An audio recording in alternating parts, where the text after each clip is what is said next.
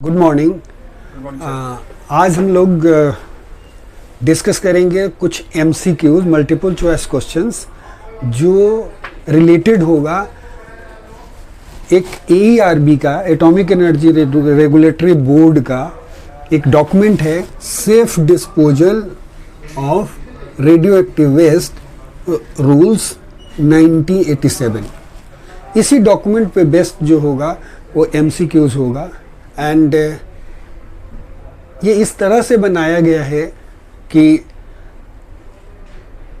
यदि किसी ने ये डॉक्यूमेंट जो है जो AERB का safe disposal of radio active waste rule 1987 ध्यान से पढ़ा है और उसको समझा है, तो कितना समझा वो टेस्ट हो जाएगा उसका कि weather he has understood that document और नॉट।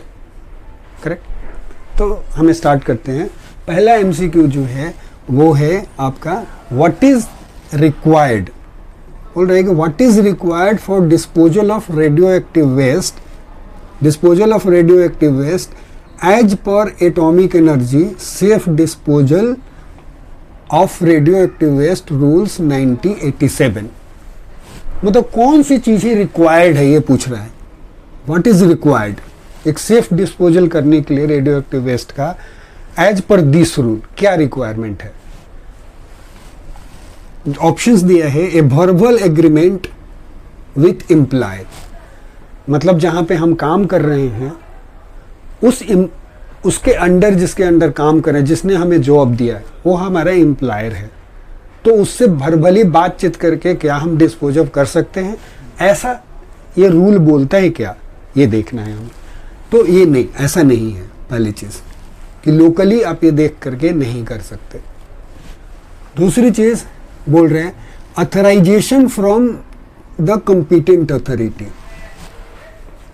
ये इसका पॉसिबिलिटीज है कि ये सही हो सकता है कि ऑथराइजेशन फ्रॉम कॉम्पिटेंट अथॉरिटी, क्योंकि आपने यदि किसी स्टूडेंट ने जो न्यूक्लियर मेडिसिन में स्पेशली काम कर रहा है उसको ये पता है कि हम कोई भी रेडियो एक्टिविटी प्रोक्योर नहीं कर सकते, उसको डिस्पोज ऑफ नहीं कर सकते जब तक कि हमारे पास लाइसेंस नहीं है उसका, राइट।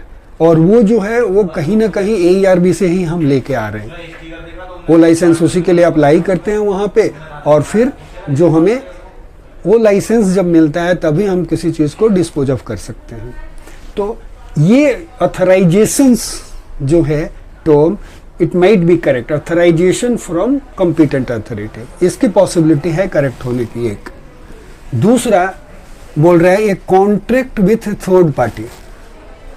देखो इसमें थर्ड पार्टी का रिक्वायरमेंट की बात करिए ना, व्हाट इज रिक्वायर्ड रूल के हिसाब से, तो थर्ड पार्टी जो है से रिक्वायरमेंट, यदि मान लो कि कोई ऐसा ऑप्शन सोचता है कि क्या ये करेक्ट हो सकता है, तो थर्ड पार्टी जो है वो ये इंश्योर नहीं करेगा रेडियो एक्टिविटी के रूल्स को, ठीक है, कोई जरूरी नहीं है, इसलिए ये भी नहीं होगा। दूसरा अप्रूवल फ्रॉम जनरल पब्लिक। देखो अगेन यहाँ पर approval from of course general public जो है, जब भी हम कोई भी रेडियो एक्टिव वेस्ट को डिस्पोज ऑफ करेंगे तो जनरल पब्लिक इफेक्ट होगी उससे, मतलब उसको रेडिएशन डोज लगेगा, उसका एक्सपोजर उसको लगेगा। लेकिन उससे अप्रूवल भी जो है यदि आपने ले भी लिया, लेट्स से फॉर एग्जांपल, तो भी वो इंश्योर नहीं करेगा उसमें से कितने लोगों से आप अप्रूवल लोगे, राइट। तो इसलिए पहली बात तो ये है कि वो भी जस्टिफाइड नहीं होगा, और इसीलिए एटॉमिक एनर्जी रेगुलेटरी बोर्ड बनी ही थी कि हम जो भी रेडियो एक्टिविटी जो हैंडल होएगी, राइट, उससे रिलेटेड सारी चीज़ें जो हैं, चूंकि ये हजार्डस है, रेडिएशन हजार्ड पोज करता है to the person who is using, the person who is consuming, and जो उससे वेस्ट जनरेट होगा वो पब्लिक भी उससे अफेक्टेड होगी। तो एक पर्टिकुलर बॉडी होनी चाहिए जो उसको रेगुलेट करे, ठीक है। तो परमिशन जो होगा वो हमें यहीं से लेना पड़ेगा, and it comes under the form of authorisation from the competent authority. Authorisation के फॉर्म में आता है, वो हमें ऑथराइज करते हैं कि आप रेडियो एक्टिविटी जो है उसको सेफली डिस्पोज ऑफ कर सकते हो, अब आप कर लो, उसके लिए वो ऑथराइज करते हैं। So the option B will be the correct. दूसरा क्वेश्चन है कि which form is use for applying for authorisation of disposal of radio active waste. मतलब इस radio atomic energy safe disposal of radio active waste rules में ये जो document है उसमें फॉर्म्स दिए गए हैं कुछ, कि जब ऑथराइजेशंस लेना है तो कौन सा फॉर्म भरना है वो उसके बारे में लिखा हुआ है, राइट। तो फॉर्म जो है वो तो आपको याद ही रखना पड़ेगा, फॉर्म 1 है जो भरते हो ऑथराइजेशंस के लिए, इसको भर के भेजोगे तो आपको ऑथराइजेशंस मिलेगा। तो this you have to remember, ये वाले नहीं, इट्स नॉट, देखो सोर्स मंगाने की तो बात ही नहीं हो रही है यहाँ पे सेफ डिस्पोजल की बात हो रही है। रेडियो एक्टिव वेस्ट जनरेट हो गया, उसको डिस्पोज ऑफ कर रहे हैं, उसको डिस्पोज करने के लिए ऑथराइजेशन यदि चाहिए आपको तो आप फॉर्म ए अप्लाई करोगे, ठीक है। दूसरा थर्ड क्वेश्चन है आपका कि what should an application for authorisation include. मतलब जो ऑथराइजेशन के लिए जो फॉर्म भरोगे फॉर्म ए, उसमें से कौन सी चीज जो है उसमें मेंशन करनी जरूरी है।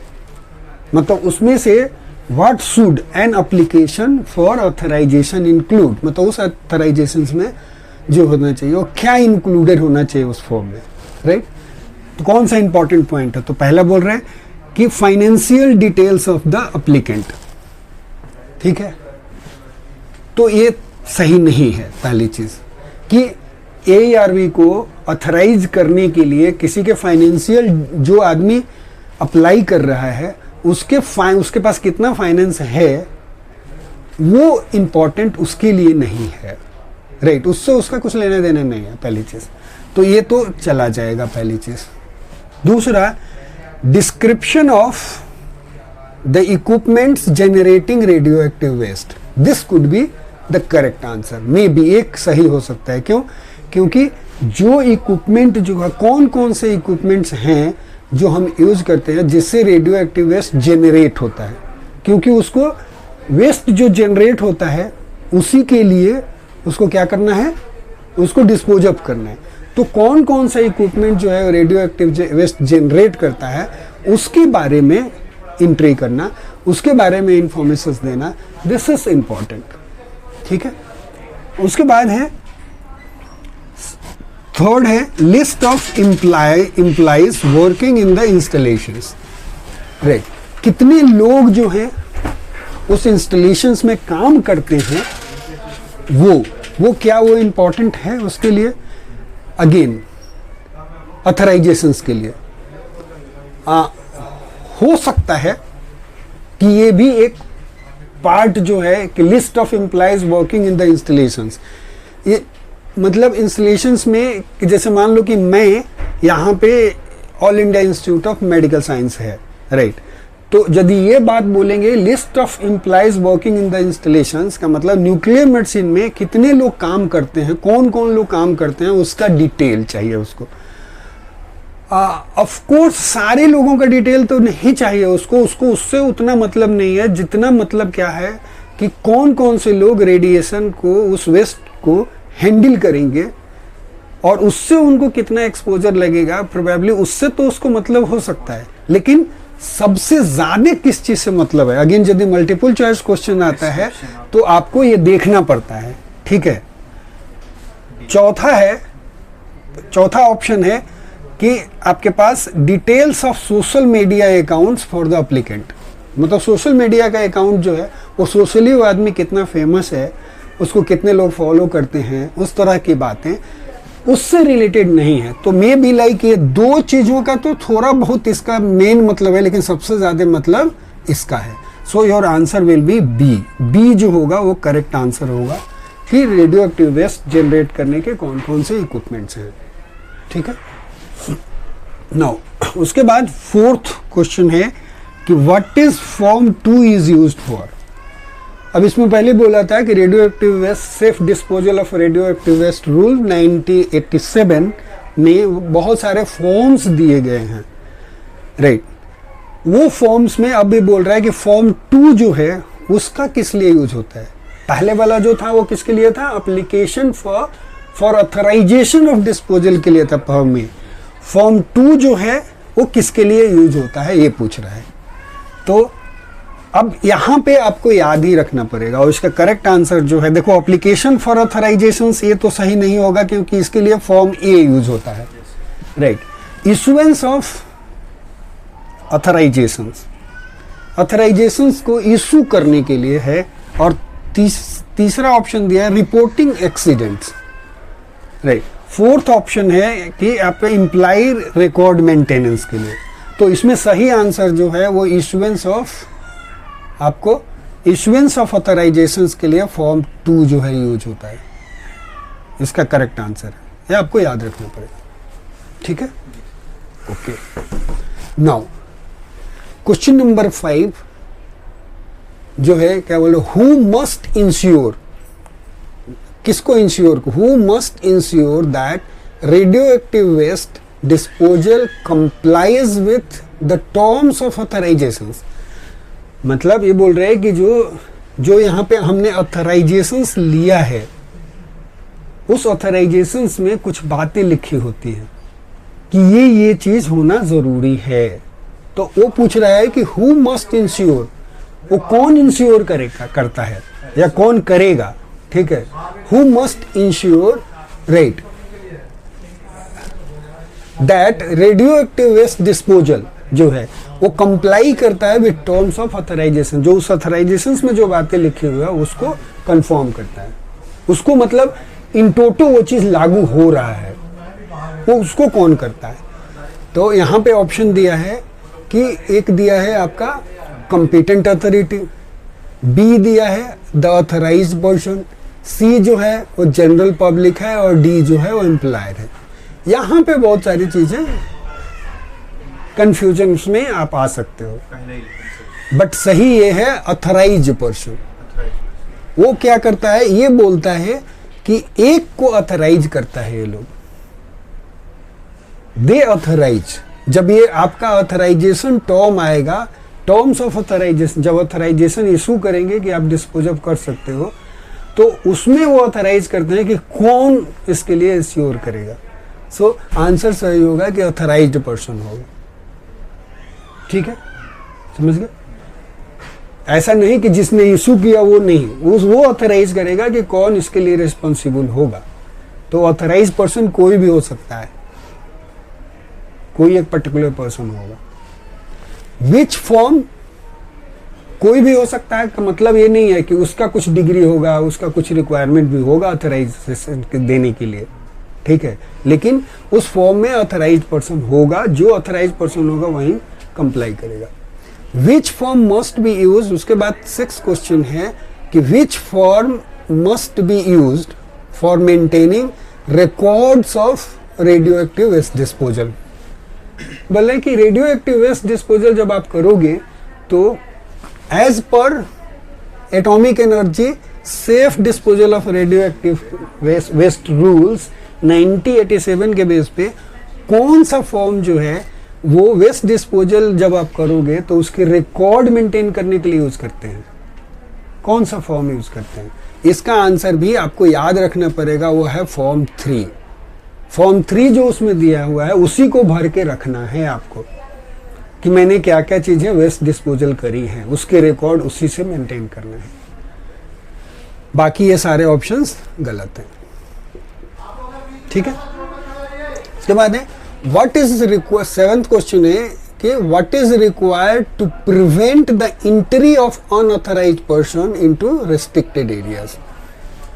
मतलब जो अनऑथराइज्ड पर्सन जो हैं, जैसे मान लो कि आपका वेस्ट कहीं पे रखा हुआ है, तो क्या वहां पे सारे लोग जा सकते हैं? नहीं।